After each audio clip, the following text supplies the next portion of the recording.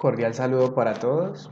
En esta presentación, elaborada por Óscar Becerra, Óscar Campás, Marisa Cuartas, María David y Giovanni Telles, tenemos como objetivos el reconocer y explicar los principios fundamentales del modelo conductista. Además, identificar las principales características del modelo en términos de la explicación del aprendizaje, su concepción del sujeto que enseña y aprende y su aplicación en el aula. Finalmente, reflexionar sobre el modelo conductista en relación con los retos de la educación en la actualidad y de la educación digital en particular. Comencemos entonces por decir que el conductismo es la corriente psicológica y pedagógica que consiste en la transmisión de información mediante el uso de estímulos que provienen de situaciones ambientales. El conductismo no tiene en cuenta la memoria ni los procesos cognitivos. Se centra en la adquisición de conductas observables desde el entrenamiento. Uno de los postulados que se destacan en esta corriente es el siguiente. El conductismo iguala al aprendizaje con los cambios en la conducta observable. Como principales exponentes del modelo tenemos a Iván Pavlov, fisiólogo ruso que nació en 1849 y falleció en 1904. Pavlov fue premio Nobel en 1904 por su investigación acerca de la actividad secretoria del estómago. En el ámbito educativo fue reconocido por plantear la ley del reflejo condicionado o condicionamiento clásico. Otro de los grandes exponentes es el psicólogo y pedagogo estadounidense Edward Thorndike, quien nació en 1874 y murió en 1949. Su aporte al conductismo fue reducir el aprendizaje a tres leyes. La primera de ellas, la ley de disposición, que consiste en la preparación de las conducciones neurológicas en la conexión estímulo-respuesta. La segunda, la ley del ejercicio, donde plantea que la conexión estímulo-respuesta se refuerza con la práctica. Y finalmente, la ley del efecto, en donde la conexión estímulo-respuesta se hace más fuerte si se tiene una respuesta seguida de una satisfacción. Ahora tenemos al psicólogo estadounidense John Watson, quien nació en 1878 y murió en 1958. Fue reconocido como el fundador del conductismo al plantear la psicología como ciencia medible y observable. Esto al hacer uso del condicionamiento clásico en sus experimentos para comprobar que el aprendizaje implica respuestas automáticas gracias a la relación entre un estímulo nuevo y una reacción ya existente. Finalmente, tenemos al psicólogo estadounidense Frederick Skinner, quien nació en 1904 y murió en 1990. Estableció la teoría del condicionamiento operante por medio de investigaciones que estuvieron centradas en encontrar bajo qué condiciones es posible controlar y predecir la conducta humana. Su obra Walden 2 es una historia sobre una comunidad ficticia organizada según sus principios sobre el conductismo. Thorndike define el aprendizaje como una conexión entre estímulos y reacciones que requieren de refuerzos para llevarse a cabo. Pavlov propone que con repetición y recompensa se logra generar un reflejo condicionado, dando lugar así al condicionamiento clásico.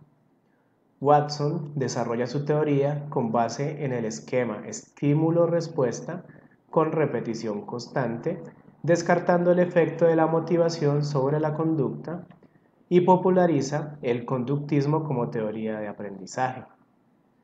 Por su parte, Skinner, basado en lo planteado por Thorndike, Pavlov y Watson, pone como foco la conducta y no la mente, y logra sistematizar el condicionamiento operante, generando así un conductismo modificado.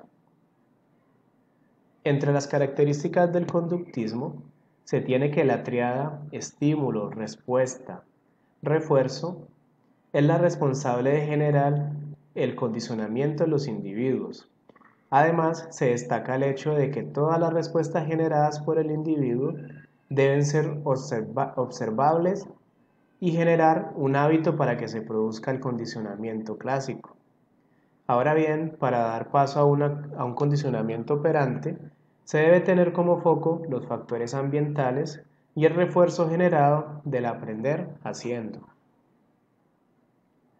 Para el modelo conductista, el sujeto que aprende debe recibir una serie de estímulos que se encuentran limitados por las condiciones ambientales, con lo que se busca el aprendizaje de una generalidad, que para que se mantenga en el tiempo debe ser mecanizada con refuerzos. El modelo conductista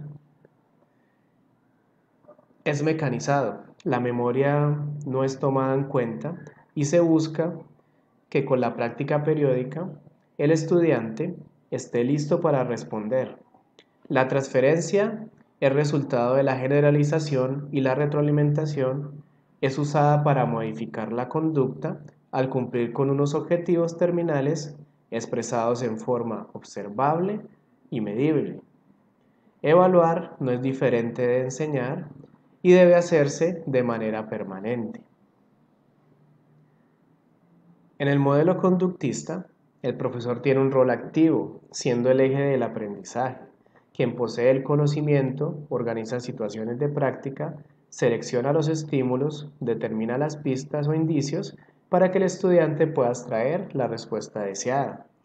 Por su parte, el estudiante está restringido en su actuación, está en una actitud de escucha atenta, sigue pistas conducido por las instrucciones del profesor, obedece a los estímulos, no participa en la creación de refuerzos y aprende una conducta observable. Para su aplicación en el aula, partimos de que el modelo conductista busca moldear la conducta. Para esto el maestro debe diseñar objetivos de tipo instruccional que puedan ser logrados mediante una serie de ejercicios y refuerzos repetitivos que aseguran la obtención de competencias observables. La influencia del conductismo en el aula de clase se manifiesta en diversas maneras, a pesar de la aparición de las pedagogías emergentes. A continuación se relatan algunas de las situaciones más comunes vistas en el ejercicio docente.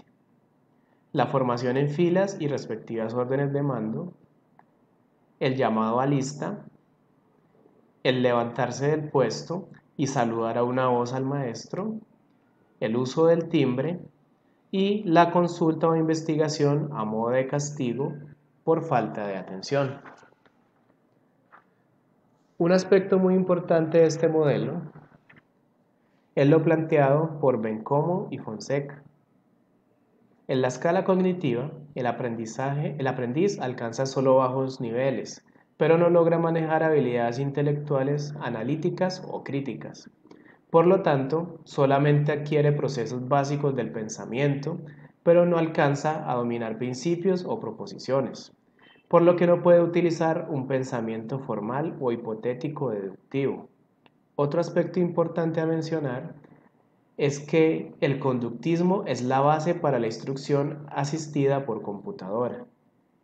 Skinner, con su máquina de aprendizaje, buscaba que el estudiante aprendiera a su propio ritmo y que obtuviera casi que de manera inmediata el refuerzo necesario para que el aprendizaje de la instrucción fuera más eficaz.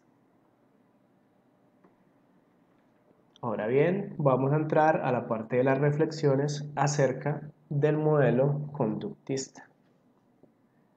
El conductismo aporta a la educación conceptos claros de aprendizaje basados en el comportamiento. Un análisis concreto lo realiza Hurtado al afirmar que el conductismo es la filosofía de la ciencia del comportamiento.